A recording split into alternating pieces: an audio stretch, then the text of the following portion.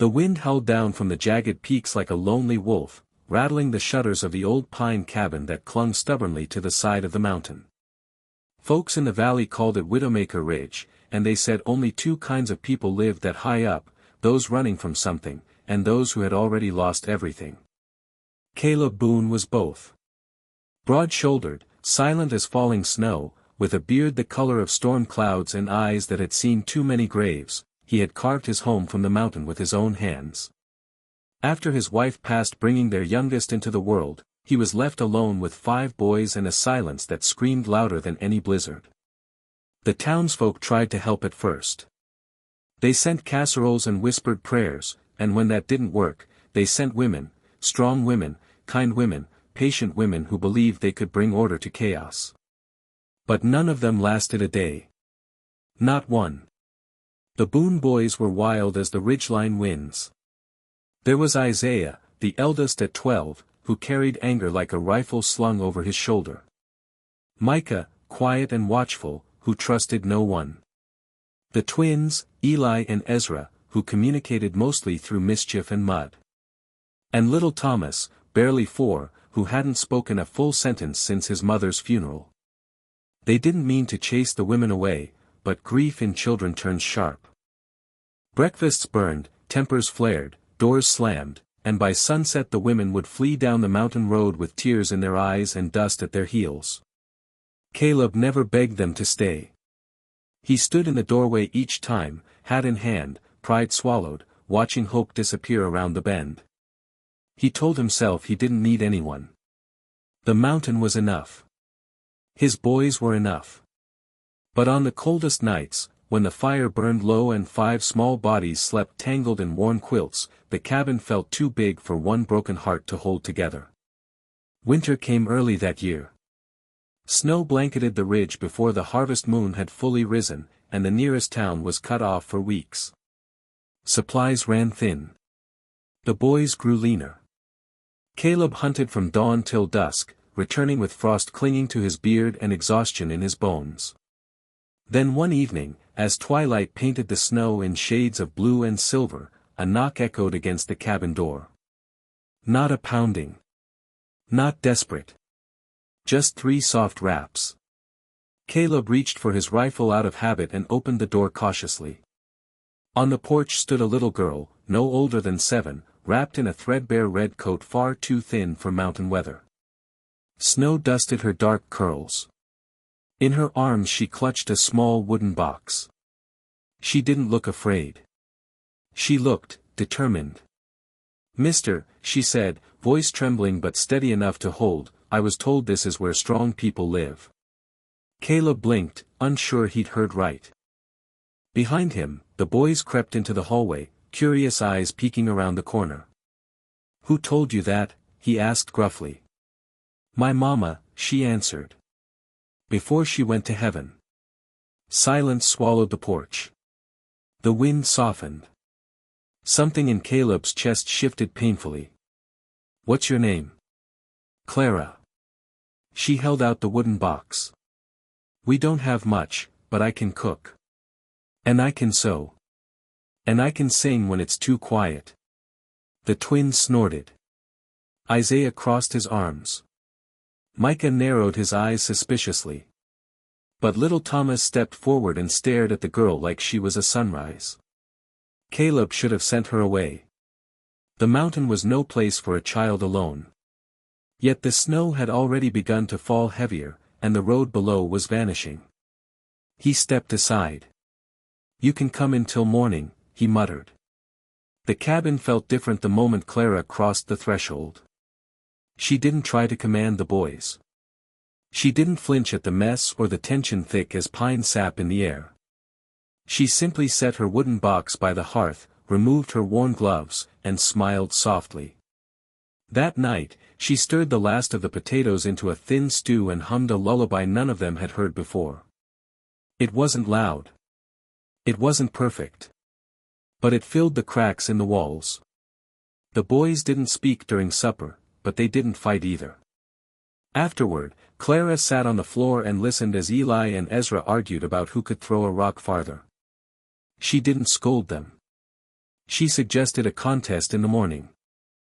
Isaiah watched her carefully, waiting for weakness. Micah tested her by hiding her gloves. She found them without complaint and thanked him for keeping them safe. And when Thomas began to whimper in his sleep, she rose quietly and placed a gentle hand on his shoulder, singing until his breathing steadied. Caleb stood in the doorway, heart pounding with something dangerously close to hope. Morning came, and Clara was still there. She rose before the boys and swept the hearth. She asked Isaiah about the traplines as if his knowledge mattered.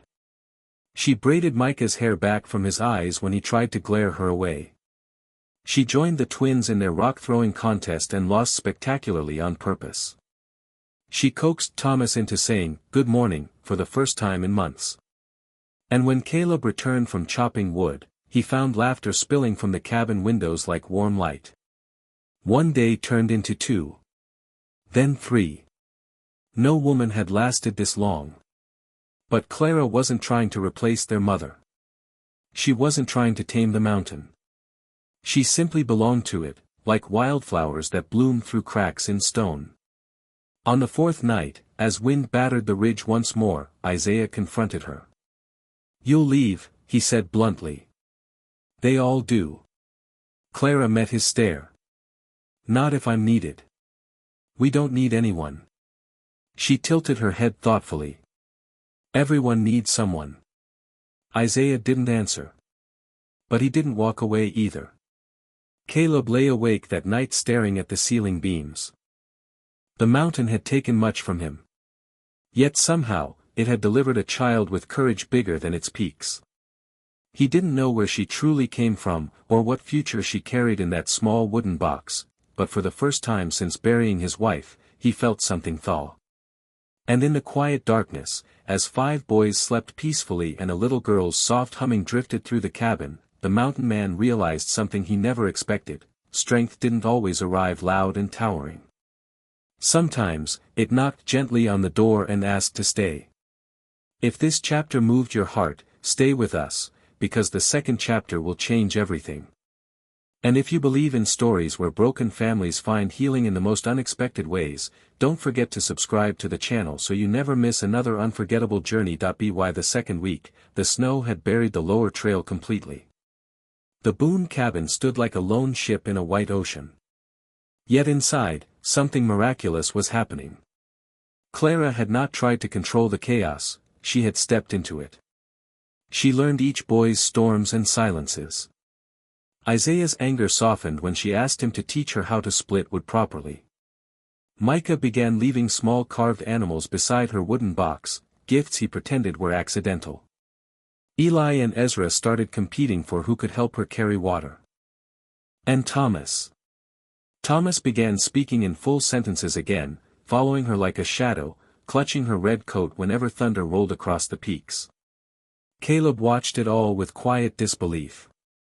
He had spent years trying to discipline grief out of his sons, thinking sternness would build strength.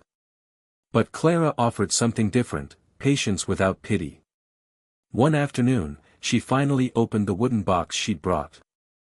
Inside were simple sewing needles, scraps of fabric, and a faded photograph of a woman with the same determined eyes.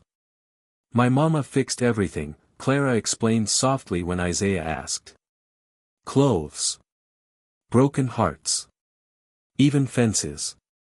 She picked up one of Caleb's worn flannel shirts and began mending it by the fire.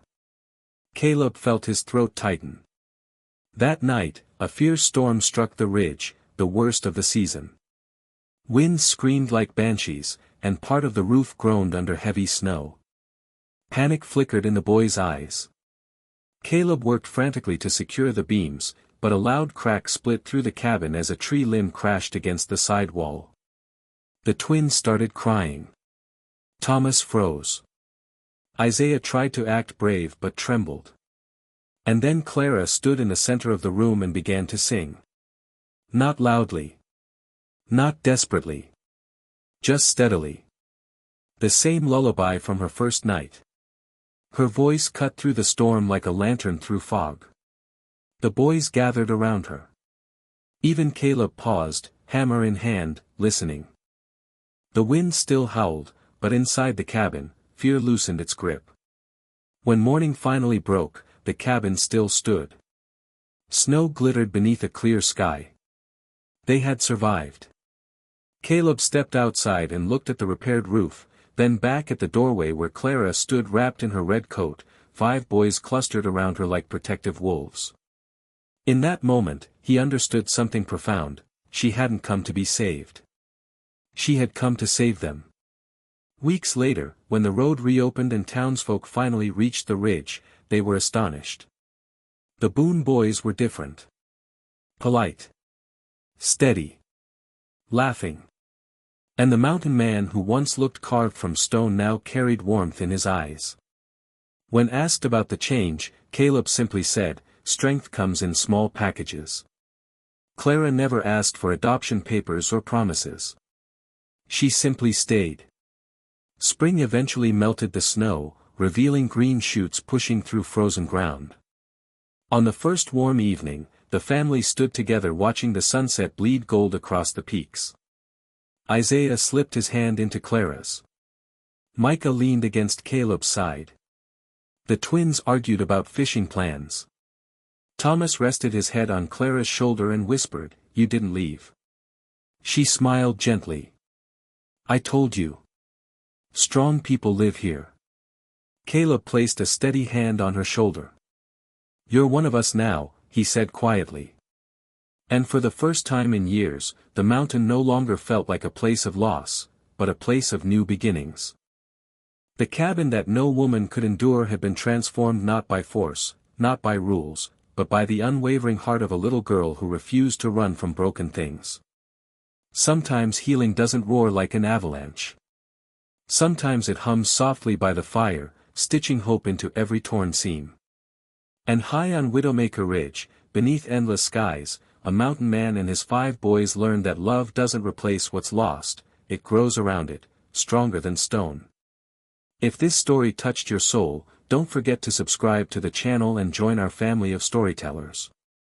More powerful journeys of courage, redemption, and unexpected love are waiting just beyond the next chapter. White Heart.